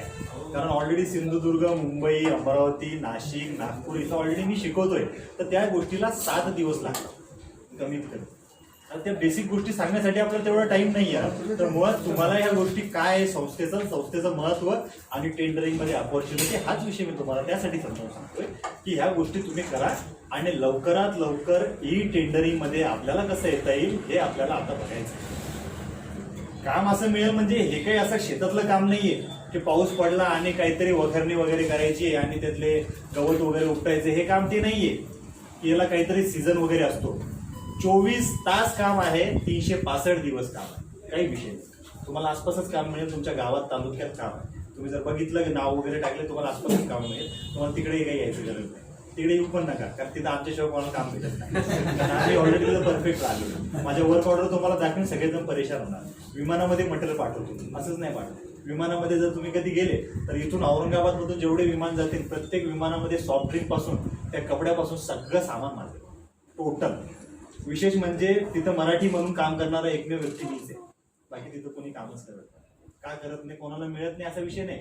मराठी माणसाची सोचच नाही ना की कधी जाईन तो बनून विमानामध्ये. तो विमानातच गेला नाही तर सामान पाठवायचं कधी विचार नाही केला. तुम्ही करू शकता 100%. टेनेको कंपनीला पुणे औरंगाबाद डिफरन्स खूप मोठा आहे. बरोबर आहे. पुण्याच्या टेनोको कंपनीपासून चेन्नईला मटेरियल मी स्वतः पाठवतो, माझा गुजरातला सुद्धा माल जातो, जम्मू काश्मीरलाही पाठवतो. कसं काय शक्य? हे टेंडरिंगमध्ये शक्य. तुम्ही जर प्रायव्हेट बघत बसले, आजूबाजूच्या किराणा दुकानं कॉन्ट्रॅक्टरच्या मागं लागले किंवा एखाद्या दुसऱ्याच व्यक्तीच्या मागं लागले, मला काम द्या मला काम द्या, तसं कधी मिळणार नाही. टेंडर प्रक्रियेचं काम टेंडर प्रक्रियेनंच घ्यावं लागतं आणि त्याच प्रक्रियेनं ते काम मिळतं. तर ही गोष्ट तुम्ही सर्वजण समजावून घ्या. तुम्ही जी संस्था ओपन केलेली आहे, मुळात तिचे उपविधी वगैरे काही जणांनी नीट वाचले नसतील. त्याचे उपविधी नीट वाचा. तुमचे 11 सदस्य असतील, 11 सदस्यांना 11 बिझनेस द्यायचे. तुम्हाला ती पण थेरी सांगतो कशी काम करते ही संस्था. आमच्याकडे कशी काम करते तेच सांगतो, तुमच्या लक्षात येईल. उदाहरणार्थ आत्ता एक माझ्या माध्यमातून एक संस्था ओपन झालेली आहे, महिलांची आहे. अमरावती महिला सुशिक्षित बेरोजगार सेवा सहकारी संस्था अमरावतीच्या महिलांनी केली. त्या महिलांना विशेष म्हणजे काही येत नाही, त्या सगळ्या अनुसूचित जाती जमातीमधल्या महिला आहेत, त्यांना त्यातलं काहीही कळत नाही. पण त्यांनी कुठलाही आधार न घेता, कुठल्याही साहेबाला 1 रुपया न देता ती संस्था त्यांनी पर्सनली ऑफिसमध्ये जाऊन रजिस्ट्रेशन केली. संस्था रजिस्ट्रेशनही केली आणि कामाची त्यांची पद्धतही चांगली. त्यांनी काय केलं, 11 संस्थेपैकी एका महिलांनी ठरवलं की मी फक्त ऑफिसमध्ये कपडा शिलाई गणवेश पुरवठ्याचं मी काम करेन. एका महिलेने ठरवलं आणि ते काही जेवढं ट्रान्झॅक्शन होईल ते मी संस्थेवर करेन. एका व्यक्तीनं त्यातून ठरवलं की मी स्टेशनरीचं काम करेन. एका व्यक्तीने ठरवलं की मी मसाल्याचं काम करेन. एका व्यक्तीने ठरवलं की जो ऑफिसमध्ये आश्रमशाळेला जो काही किराणा पाठवला जातो, जे काही सुगडी वगैरे बनवल्या जाते, जी काही बचत गटांची महिला पुरवठा करतात, तर ते पुरवठा करण्याचं काम मी करेन. असं करून 11 महिलांनी काय केलं, एक ग्रुप बनवला आणि त्या 11 महिला 11 ठिकाणी कार्यरत झालेल्या आहेत. आता 11 जणांचं तुमच्या काय झालेलं आहे, त्यांनी तुमच्या सगळ्या अध्यक्षावर सोडून दिले. ते करतील आम्ही तेच करू, तसं नाही. हे 11 जणांना ते बनावं लागेल, त्यांना ते बघावं लागेल. त्यांना 11 पद्धतीच्या तुम्हाला त्या काही नेचर ऑफ बिझनेस आहे त्यांना ते सांगावं लागेल की बाबा तू इलेक्ट्रिकलच्या टेंडरमध्ये काम कर, तू केटरिंगमध्ये कर, तू स्टेशनरीमध्ये कर, तू प्रिंटिंगमध्ये कर, तू मनुष्यबळ सप्लाय कर. त्यांच्या स्टेबिलिटीनुसार त्यांना काम आउटसोर्स करायचे. एकटा व्यक्ती संस्था कशासाठी आहे, मग त्याच्यापेक्षा प्रोप्रायटरशिप काय अवघड होती. प्रोप्रायटरशिपमध्ये स्वतःच मालक असतो, स्वतःच कागदपत्र सादर करायचे आणि मिळवायचं. संस्थेचा विषय असा आहे की संस्था नोंदणी केल्याने आपल्याला शासकीय बेनिफिट पण मिळतातच, त्यासोबत आपल्याला काय मिळतंय, एकमेकांचा सपोर्ट मिळतोय आणि एका ठिकाणी पूर्णपणे ट्रान्झॅक्शन होत आहे. तर त्याचा फायदा आपल्याला टेंडरिंगमध्ये घ्यायचा आहे. खूप कामं आहे टेंडरिंगमध्ये.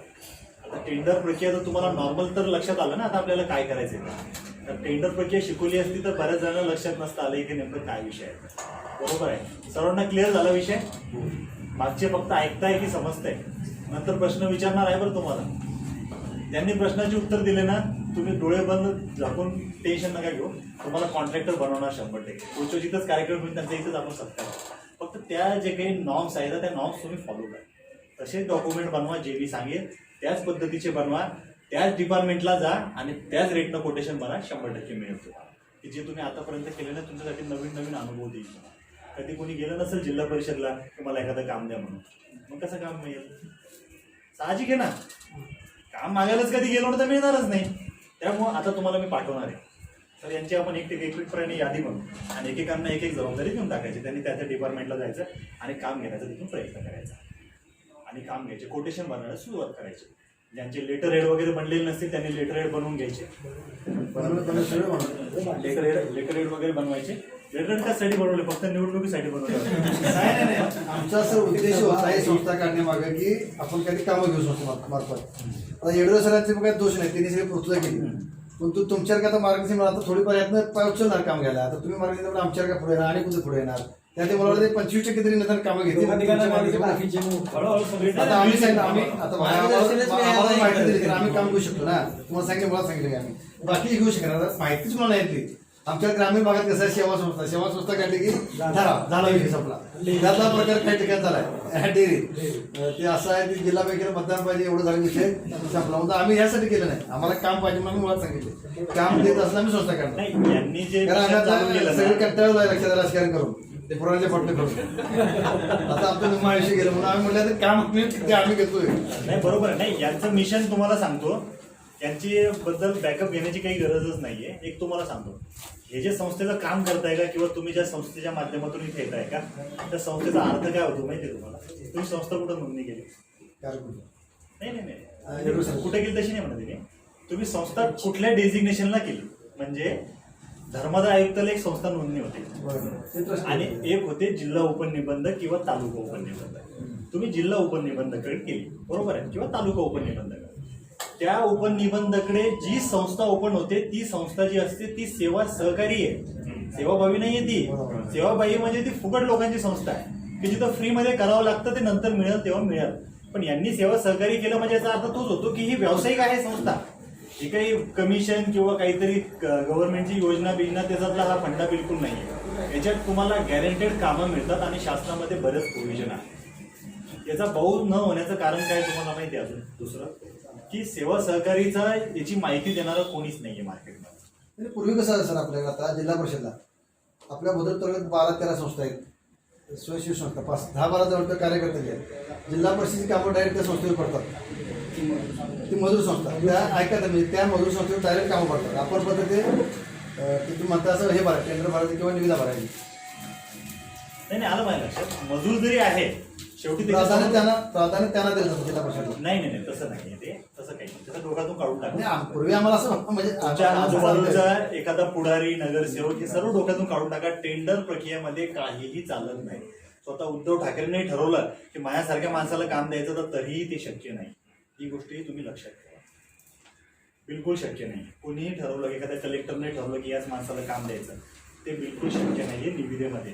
तुम्ही जर पार्टिसिपेटच करत नसेल तुमच्या गावात तर मग ते शक्यच होईल ना.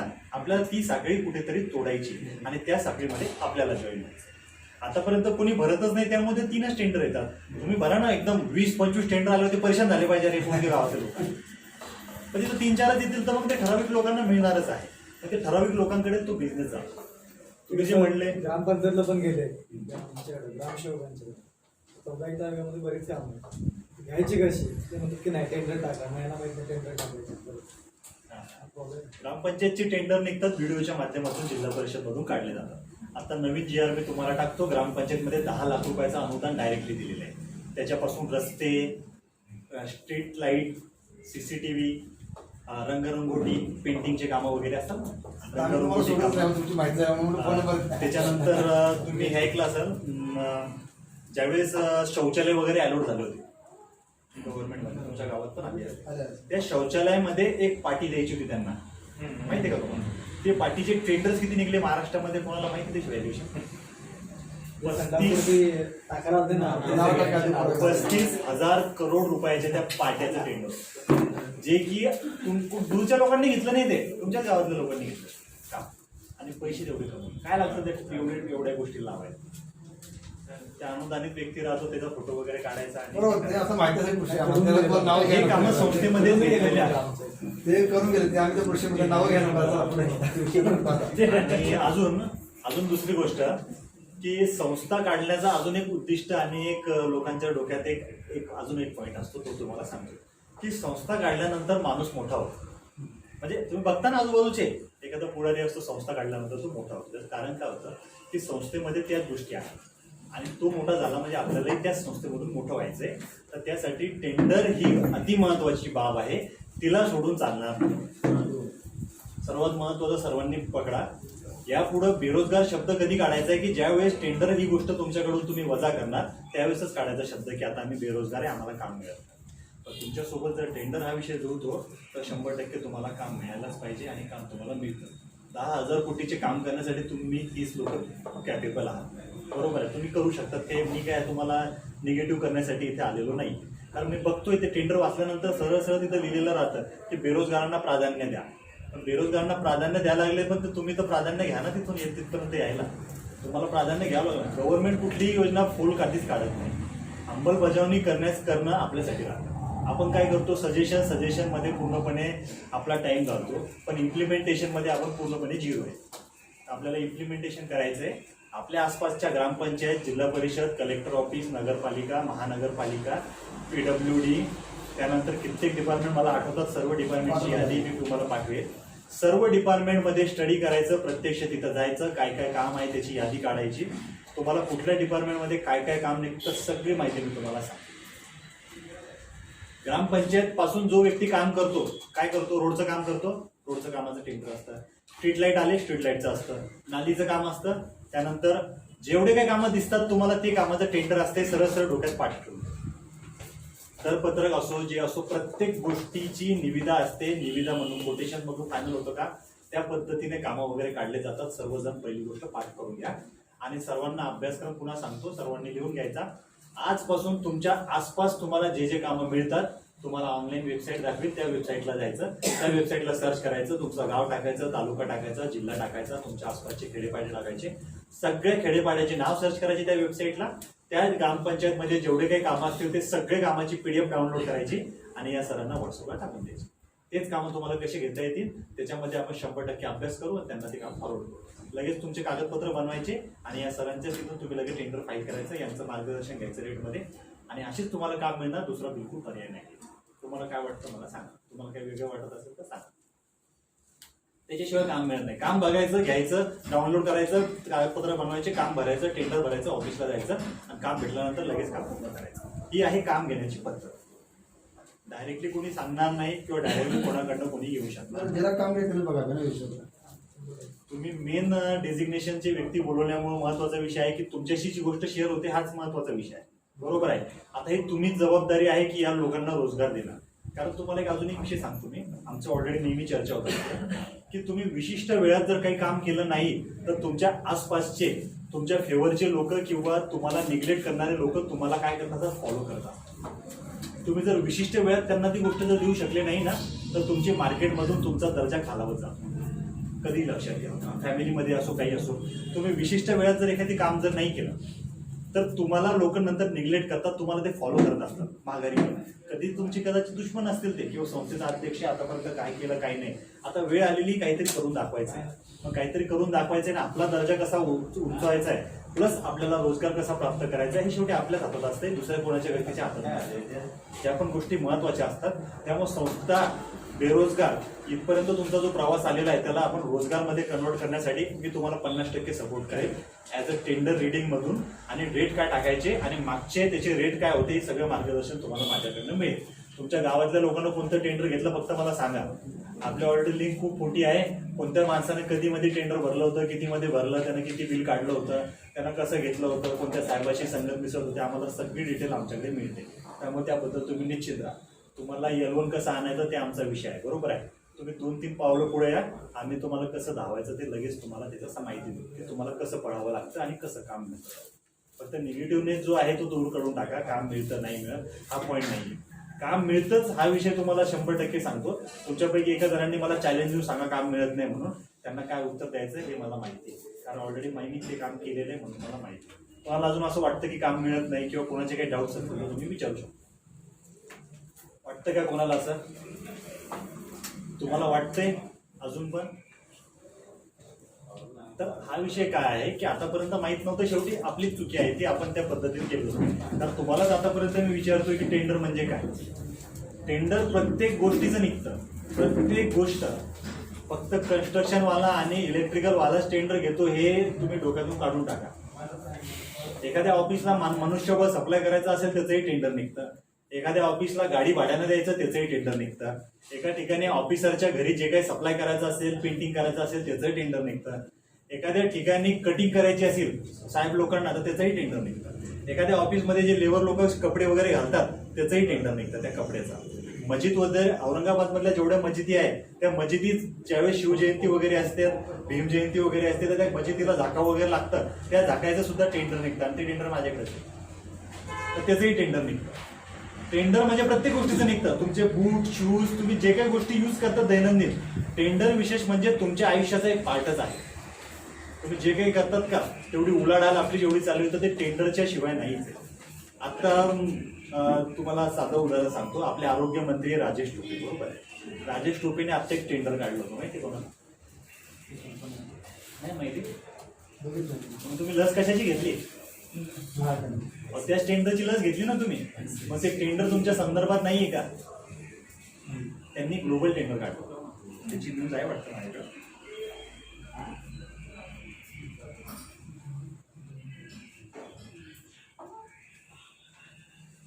आहे का? मुंबई महापालिकेचं 1 करोड पुढे लसीसाठी ग्लोबल टेंडर काढलं. 1 कोटी डोसची मागणी. म्हणजे आयुष्यात आपल्या टेंडर हा पर्यायच आहे आणि आयुष्यात आपल्याला प्रत्येक गोष्टी तिथूनच फेस करावं जावं लागेल. फक्त काय होतं, मोठे मोठे लोक याच्यामध्ये असल्यामुळं आपल्या लोकांना ते निग्लेक्ट करतात. टेंडर विचारल्यानंतर ते काही सांगतात. एका जणांनी आत्ता एका जणांनी टेंडर विचारलं ते नाही, तुझ्या बच्ची बातच नाही म्हणे, त्याच्यामध्ये सगळं मॅनेज आहे. पण मुळात टेंडरमध्ये काहीही मॅनेज नसतं. तुम्हाला मी ते प्रूव्ह करून दाखवेल ज्यावेळेसपर्यंत तुम्ही त्या स्टेजला जर येणार ना, तुम्हाला ते प्रूव्ह करून दाखवेल की टेंडर मॅनेज नसतं. आपल्यासारखा व्यक्ती, आपल्या गावातला व्यक्ती, एवढ्या खेड्यापाड्यातला व्यक्ती सुद्धा टेंडर सारख्या मोठ्या ठिकाणी मजल मारू शकतो. हे प्रूफ मी तुम्हाला करून देईल. तुमच्यापैकीच एखाद्या माणसाला टेंडर घेईल. मला तरी वाटतं सुरुवात मी यांच्यापासूनच करेल. यांनाच एखादं टेंडर देईल, मग तुमच्या लक्षात येईल की हे कसं शक्य आहे. ते पण छाती ठोक सांगू शकतो की यांना मिळू शकतं का, कारण ते शक्य आहे. ऑलरेडी आम्ही ते केलेलं आहे. तर टेंडरिंग पर्यंत पोहोचणं गरजेचं आहे. इथं जे 1 कोटी डोसची यांनी जी मागणी केलेली आहे, तर हे सांगण्याचा मूळ मुद्दा आहे की कटआउट्स आहे की आता एवढं मोठ्या महानगरपालिकेनं टेंडर काढलं. मग काही जणांना प्रश्न पडतो, बरेच जण सत्ताधारी लोकांना नाव ठेवतात, त्यांचं मॅनेज आहे, त्यांचं हे ते. कितीही मॅनेज असो, त्यांचं कितीही सेटिंग असो, पण शेवटी त्यांना जावं लागेल कशामधून, टेंडरमधूनच जावं लागेल. त्यांनी टेंडर घ्यायला काढलं. त्यांना माहित होतं ना राजेश टोपेला किंवा आपण आपले 4-5 जण घेऊ, सांगू आपण पवार साहेबांना सेटिंग करू, पण कसं आहे ते त्याच्यामध्ये ते चालतच नाही. म्हणजे तुम्ही जी माहिती घेताय ते तुम्ही चुकीच्या रस्त्यानं जात होते अगोदर, की मोठे लोक घेतात म्हणूनच आपण पिछे हट करतोय, तर तसं नाहीये. त्यामुळे शिक्षणाची अट सगळ्यांना अगोदरच क्लिअर केली. शिक्षण वगैरे काहीही नाहीये, सोडून टाका ते शिक्षण वगैरे. त्यामुळे टेंडरचे 2 प्रकार असतात, ते टेंडरचे 2 प्रकार लिहून घ्या. त्यातला